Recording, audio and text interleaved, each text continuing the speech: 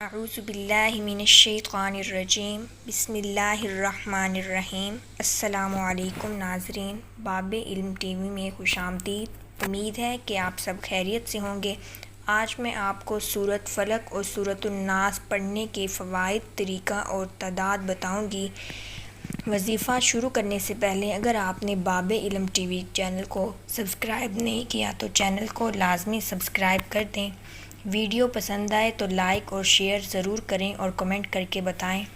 وظیفہ کرنے کا طریقہ جو احادیث میں ہے کہ صبح اور شام تین بار سورۃ الفلق اور سورۃ الناس پڑھا کریں، لیکن صبح اور شام کو پڑھنے کا طریقہ الگ ہے۔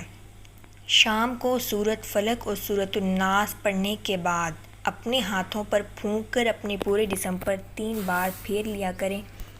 رات کو انسان جب سوتا ہے تو شیطان زیادہ حملہ کرتا ہے۔ نبی کریم صلی اللہ علیہ وسلم نے فرمایا کہ رات کو جب شیطان انسان کے پاس آتا ہے تو شیطان انسان کی گود اور گردن کے پیچھے 3 گرہیں لگا دیتا ہے، اور یہ گرہیں تب تک نہیں کھلتی جب تک انسان اٹھتا نہیں اور وضو کر کے نماز نہیں پڑھتا۔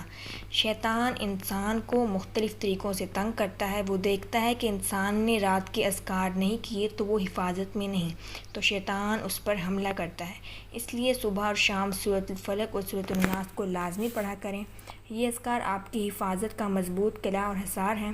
اذکار کا صحیح وقت صبح فجر کی نماز کے بعد اور عصر کی نماز کے بعد ہے۔